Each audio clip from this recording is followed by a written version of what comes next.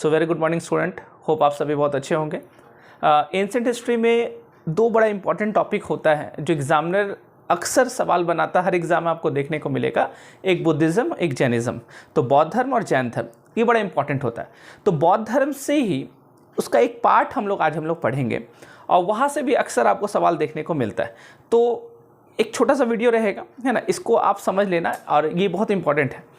तो हम लोग आज जो पढ़ेंगे वो है बुद्धिस्ट काउंसिल, बौद्ध संगीति। तो बुद्धिस्ट काउंसिल क्या होता है उसको हम लोग आज समझते हैं। तो हमारा जो टॉपिक है आज का वो है बुद्धिस्ट काउंसिल।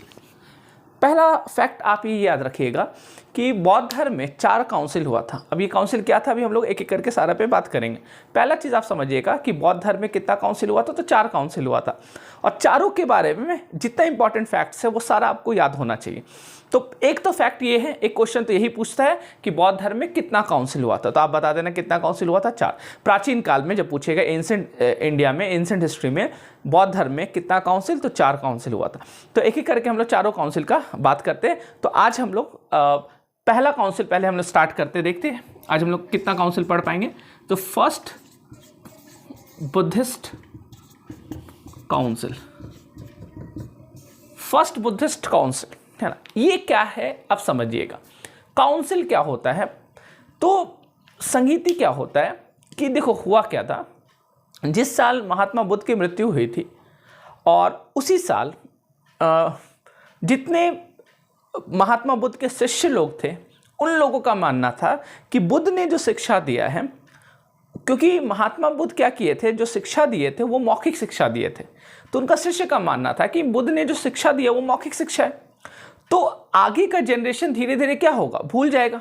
तो क्यों ना उसको लिखित रूप में हम लोग क्या करें, है ना, उसको एक दस्तावेज बनाएं जहाँ पे आगे का जनरेशन भी महात्मा बुद्ध को पढ़ पाए और वो अमर हो जाए।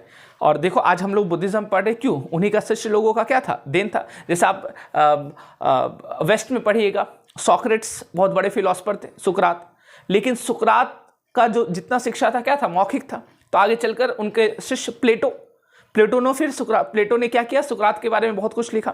वैसे ही महात्मा बुद्ध का जो शिक्षा था, एक तो पाली भाषा में था, ये भी आपको याद रखना है। दूसरा चीज़ आपको क्या याद रखना है, उनका मौखिक शिक्षा था। तो उनके शिष्यों ने डिसाइड किया कि चलो हम लोग एक काउंसिल बनाते हैं, एक मीटिंग करते हैं और उस मीटिंग में हम लोग डिसाइड करेंगे कि महात्मा बुद्ध का शिक्षा को कैसे संकलित करना है। तो इस उद्देश्य से ये काउंसिल बना था। तो यहाँ पे आपको 4 चीज़ याद रखना है फैक्ट में। पहला फैक्ट आपको याद रखना है ये किस साल हुआ था, ईयर आपको याद रखना है। फिर आपको प्लेस याद रखना है, किस जगह पर हुआ था। फिर इसके प्रेसिडेंट कौन थे और फिर किंग, राजा का नाम आपको याद रखना। ये 4 चीज़ क्या है, तो एक तो साल, किस साल हुआ था, किस जगह पर हुआ था, 2 चीज़ तो ठीक है। अब कोई भी काउंसिल होगा तो उसके अध्यक्ष तो होंगे, तो उसी अध्यक्ष को प्रेसिडेंट यहाँ पे बोल रहे हैं। और कौन राजा, इतना बड़ा काउंसिल हो रहा है, उसको संरक्षण दे रहा है, तो संरक्षण देने वाला जो किंग था उसका नाम हम लोग यहाँ पे लिखते हैं। तो 4 फैक्ट आपको यहाँ पे क्या करना है, याद रखना। तो पहला काउंसिल जो हुआ था वो हुआ था जिस साल महात्मा बुद्ध की मृत्यु हुई थी, महापरिनिर्वाण जब उनको प्राप्त हुआ था। तो आपको ये पता होना चाहिए कि महात्मा बुद्ध की मृत्यु कब हुई थी। तो आपको ये पता है कि 563 BC में उनका जन्म हुआ था और 483 BC में उनकी मृत्यु हुई थी। तो ईयर उसी साल का ये काउंसिल था, तो 483 BC या BCE। तो आप ये ध्यान रखिएगा 483 BCE में पहला काउंसिल हुआ था, उसी साल महात्मा बुद्ध महापरिनिर्वाण उनको प्राप्त हुआ था। प्लेस जो है, जगह जो है, ये हुआ था कहाँ पे, तो पहला काउंसिल जो हुआ था वो हुआ था राजगृह में। याद रखिएगा फर्स्ट काउंसिल जो हुआ था वो राजगृह में हुआ था, जिसको आज राजगीर बोलते हैं, है ना। तो आज राजगीर जिसको बोलते हैं उसी को पहले क्या बोलते थे, राजगृह बोलते थे। प्रेसिडेंट कौन थे पहले काउंसिल के, तो पहले काउंसिल के प्रेसिडेंट थे, उनका नाम था महाकश्यप। तो ये याद रखिएगा, पहले काउंसिल के जो प्रेसिडेंट थे उनका नाम क्या था, महाकश्यप। और कौन राजा इस काउंसिल को संरक्षण दिए थे, तो उनका नाम था अजातशत्रु, अजातशत्रु, ठीक है।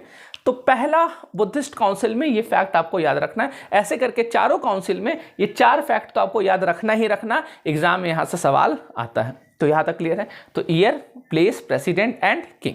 अब मैंने आपको बताया इस काउंसिल का ऑब्जेक्टिव क्या था। उद्देश्य क्या था कि महात्मा बुद्ध के शिक्षाओं को क्या करना, संकलन करना। अब एक चीज आप याद रखिएगा, पहला काउंसिल से ही जुड़ा हुआ है। आप बौद्ध धर्म में आप पढ़िएगा एक चीज के बारे में, वो है त्रिपिटक। त्रिपिटक है ना, त्रिपिटक क्या होता है इसको भी थोड़ा यहीं पे हम लोग समझ लेते हैं। एक काम करते हैं, इसको आप लिख लीजिएगा या स्क्रीनशॉट ले लीजिएगा, मैं त्रिपिटक के बारे में थोड़ा समझाता हूं आपको। देखिए,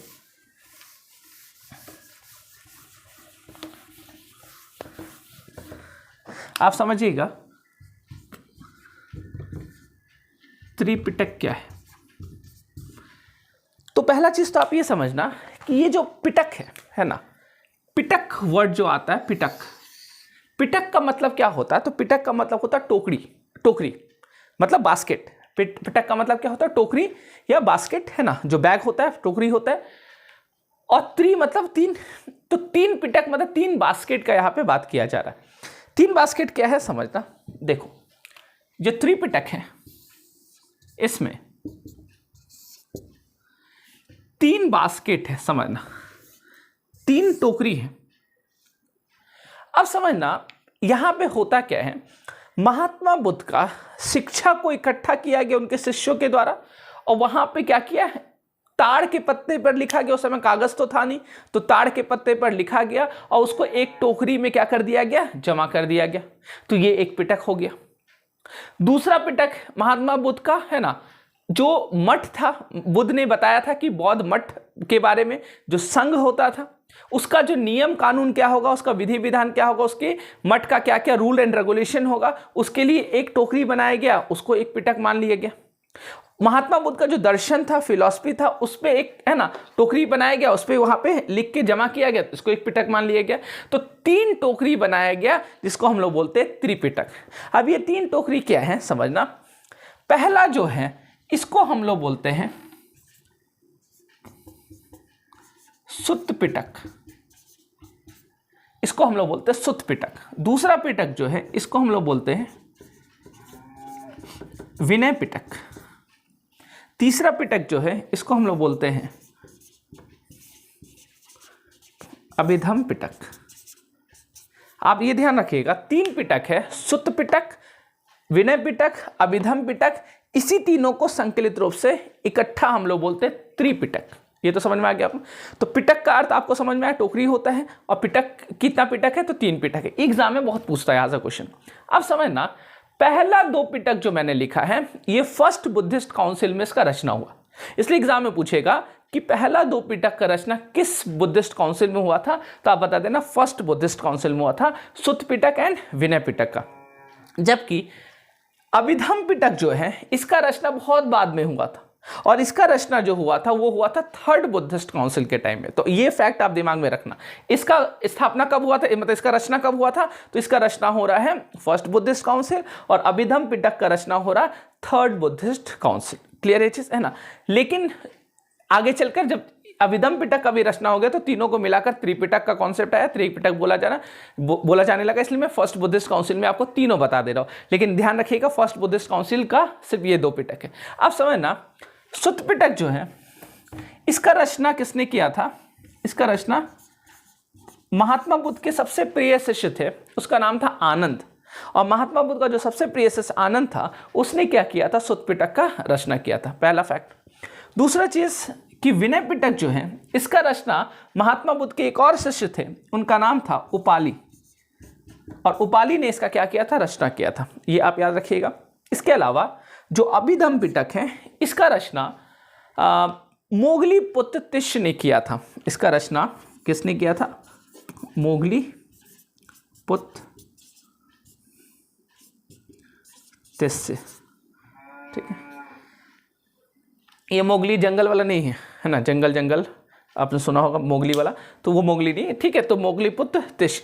तो आप याद रखिएगा ये त्रिपिटक, इसी को हम लोग क्या बोलते हैं, त्रिपिटक, तीन पिटक। क्लियर है यहां तक। तो सुत्त, विनय एंड अभिधम। अब देखो इसमें क्या है, सुत्त पिटक में क्या है, एजुकेशन ऑफ महात्मा बुद्ध, महात्मा बुद्ध की शिक्षाएं इसमें दी गई। ठीक है। विनय पिटक में क्या है, रूल एंड रेगुलेशन ऑफ संघ, मठ, जो संघ होता था, बौद्ध संघ होता था, उसका रूल एंड रेगुलेशन क्या, जैसे आप बौद्ध संघ में, बौद्ध मठ में जाओगे तो उसका अलग रूल एंड रेगुलेशन। देखिए कोई भी आप आश्रम में जाते हैं, कोई भी जगह, जैसे गांधी जी का आश्रम है, वहाँ पे जाओगे तो वहाँ का रूल एंड रेगुलेशन को क्या करना पड़ेगा, फॉलो करना पड़ेगा। वैसे ही बौद्ध मठ में अगर आप जाओगे तो उसका रूल एंड रेगुलेशन को फॉलो करना है कि कितना बजे उठना है, कितना बजे सोना है, कहाँ पे सोना, आरामदायक बिस्तर पे सोना है कि ज़मीन पे सोना है, कैसे सोना है ना, शराब नहीं पीना है ना, चोरी नहीं करना है, संपत्ति नहीं रखना, बहुत सारा यहाँ पे क्या होता था, नियम होता था। वो सारा नियम को संकलित करके विनय पिटक में लिखा गया। और अभिधम्म पिटक जो है, यहाँ पे महात्मा बुद्ध का फिलॉसफी, यहाँ पे महात्मा बुद्ध का दर्शन, तो दर्शन अगर आपको देखना है तो अभिधम्म पिटक आप देख सकते हैं। तो ये फर्स्ट, आप ये ध्यान रखिएगा, फर्स्ट बुद्धिस्ट काउंसिल का रचना, ये दोनों क्या है आप ध्यान रखिएगा, कब, फर्स्ट काउंसिल, और इसका रचना कब हुआ था तो ये भी ध्यान रखिएगा, थर्ड बुद्धिस्ट काउंसिल। क्लियर है चीज? चलो, तो ये हो गया हम लोग का फर्स्ट बुद्धिस्ट काउंसिल। अब जो दूसरा है हमारा वो है, तो अब हम लोग जो देखते हैं वो है सेकंड बुद्धिस्ट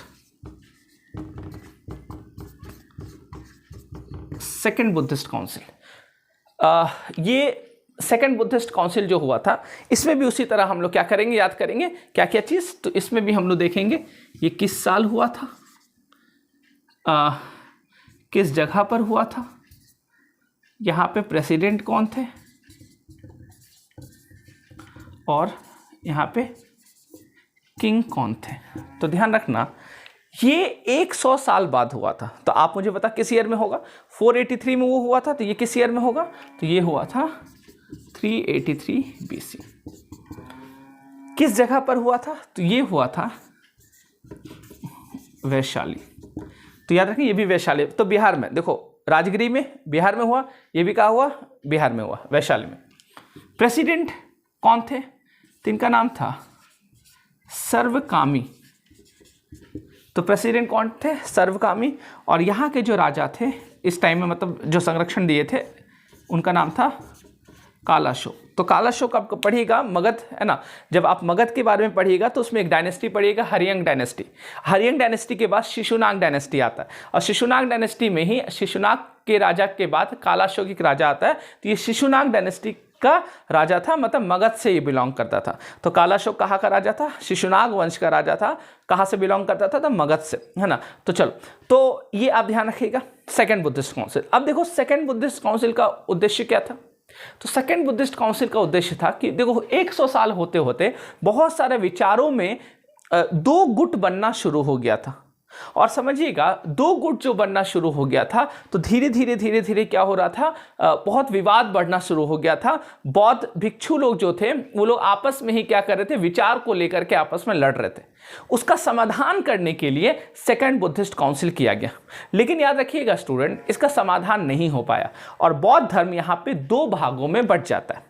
अब देखो, आपने जो सुना होगा कि बौद्ध धर्म दो भाग में बंटता है, हीनयान और महायान। तो हीनयान और महायान याद रखिएगा यहाँ पे नहीं बंटता। तो यहाँ पे कौन सा दो पार्ट में बटा, ये एक है ना। तो ये बहुत कम लोगों को पता होता, तो ये भी आपको फैक्ट पता हो गया। क्योंकि अगर क्वेश्चन पूछेगा कि महायान हीनयान कब बटा, तो आगे मैं बताऊंगा फोर्थ बुद्धिस्ट काउंसिल के बाद। लेकिन यहाँ पे कौन सा पार्ट, तो याद रखिएगा यहाँ पे बौद्ध धर्म दो पार्ट में बंट जाता है, दो विचार, दो गुट बन जाता है। एक गुट को हम लोग बोलते हैं थेरवादी, एक को हम लोग क्या बोलते हैं, थेरवादी, और एक गुट को हम लोग बोलते हैं मध्यमा। तो याद रखिएगा, दो गुट बन गया था बौद्ध धर्म का, एक थेरवादी और एक कौन सा बन गया था, मध्यमा। थेरवादी मध्यमा में क्या अंतर है, तो आप याद रखिएगा, थेरवादी उसको बोला गया जो परंपरावादी थे, जो बौद्ध धर्म में जो स्टार्टिंग से चलते आ रहा था, उसमें कोई बदलाव नहीं चाहते थे, उसको थेरवादी बोला गया। जो लोग इसमें शामिल हो गए वो थेरवादी हो गए। मतलब ये लोग स्थिरवादी थे, परंपरावादी थे, ऑर्थोडॉक्स थे, रूढ़िवादी आप बोल सकते हो। जबकि मध्यमा का मानना था कि समय के साथ साथ बहुत कुछ में चेंजिंग आना चाहिए, बौद्ध है ना, संघ का नियम में चेंजिंग आना चाहिए, रूल रेगुलेशन में चेंजिंग आना चाहिए। तो मध्यमा वाले लोग जो थे, याद रखिएगा, ये लोग क्या थे, परिवर्तनवादी, है ना। तो ये लोग चाहते थे परिवर्तन हो, और ये लोग कौन थे, गैर परिवर्तनवादी। तो ये लोग चेंजिंग नहीं चाहते थे, जबकि ये क्या चाहते थे, चेंजिंग। तो जो लोग चेंजिंग चाहते थे वो एक गुट में बन गया और उसको मध्यमा बोला गया, और एक गुट थेरवादी। इसी का व्यापक रूप आगे चलकर आपको हीनयान और महायान देखने को मिलेगा। तो ये सेकंड बुद्धिस्ट काउंसिल था, तो ये भी आप इसको याद रखिएगा। तो 2 काउंसिल हमारा हो गया। अगला जो 2 काउंसिल होगा वो हम लोग नेक्स्ट वीडियो में पढ़ेंगे। आज के लिए इतना ही। Thank you so much.